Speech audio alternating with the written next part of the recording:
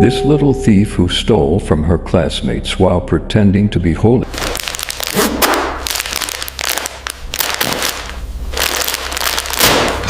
She went to church every Sunday, raised her hands in worship, sang Jesus loves me, but behind closed doors, she was nothing but a common criminal. Proverbs 25 verses 24 describes her perfectly. Whoso robbeth his father or his mother, and saith, it is no transgression, the same is the companion of a destroyer. She robbed her classmates and felt no guilt.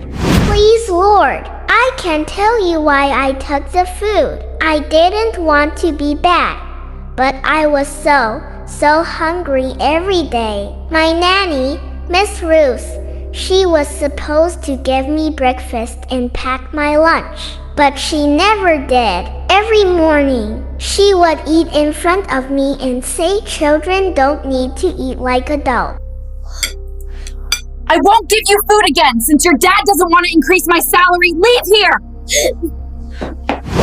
My tummy would hurt so bad. At school, I would sit in class and my stomach would make loud noises. The other kids would laugh at me. During lunchtime, I would watch them eat while I had nothing.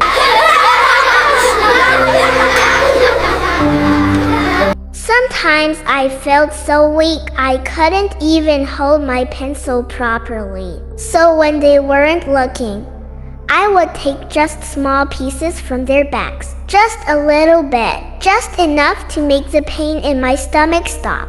I never took whole lunches, just tiny pieces. I thought maybe God would understand because I was so hungry. I prayed every night asking God to help me, but the next day I was still hungry. So I thought maybe taking a little bit wasn't so bad if I was starving. Sometimes, Miss Ruth would lock me in my room without dinner if I complained about being hungry. I'm so hungry. What do I do? I was so scared of her. Age doesn't excuse sin, you little brat.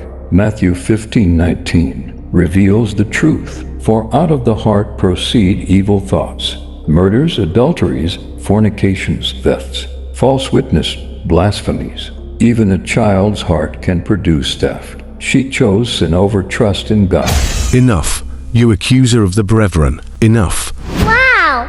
Is this God? Are you really God? Are you angry with me for stealing?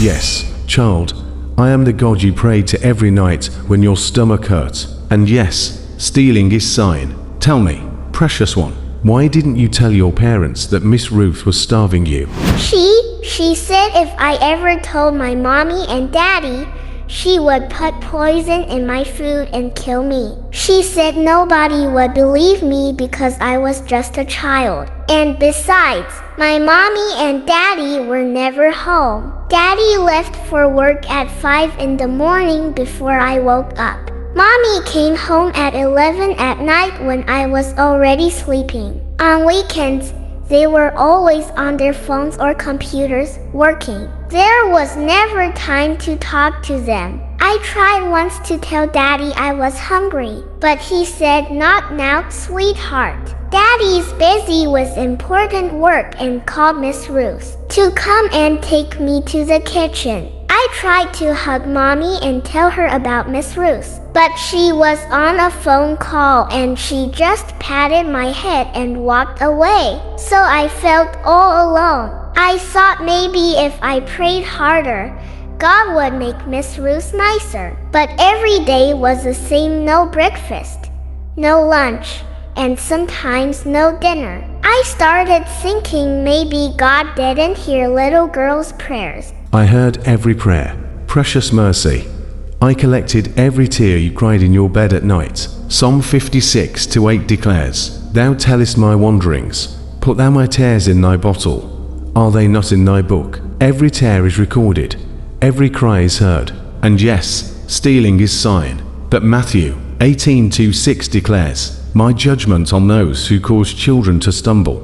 But whoso shall offend one of these little ones which believe in me, it were better for him that a millstone were hanged about his neck, and that he were drowned in the depth of the sea. James 2 verses 13 teaches, For he shall have judgment without mercy, that hath showed no mercy, and mercy rejoiceth against judgment. You were a child crying out for help through the only way you knew how. Your heart wasn't wicked, your heart was broken. Mercy, mercy. Jesus! Where is my daughter? Where is mercy? Parents, you who chase money, promotions, and success while your children starve for attention, love, and basic care. When you stand before me, what will you say when I ask, where were you when your child needed you most? Ephesians 6:4 commands, and, ye fathers, provoke not your children to wrath, but bring them up in the nurture and admonition of the Lord. You provoke them to wrath when you prioritize everything else above their well-being. And to those of you watching who see children in need, neighbors, teachers, relatives, what will you answer when I ask, you saw a child suffering, and what did you do? Hebrews 4:13 warns, neither is there any creature that is not manifest in his sight, but all things are naked and opened unto the eyes of him with whom we have to do. You cannot hide behind excuses of it's not my business, or I didn't want to get involved. The children you ignore today will stand before me tomorrow, and I will ask you, when you saw hunger, did you feed? When you saw fear, did you comfort? When you saw neglect, did you intervene? Matthew 25 minutes and 40 seconds will judge every one of you. Verily I say unto you, inasmuch as ye have done it unto one of the least of these my brethren, ye have done it unto me. Every child you help me. Every child you ignore me. And parents who are too busy, remember this, your children will not remember how successful you were at work. They will remember whether you were there when they needed you. They will remember whether you fed their bodies and their souls, or whether you let them starve while you chase temporary riches, not just physical food. Feed them spiritually. Tell them more about my word. Because when you stand before me, I will not ask about your career achievements. I will ask about my children you were supposed to nurture. If you are not ashamed of me in public, comment Jesus help me to be a good example to my kids and younger ones. Like and share this message so that the light of my word will reach more souls. Subscribe to this channel to continue hearing my true word. May my unending grace continue to see you through all the days of your life.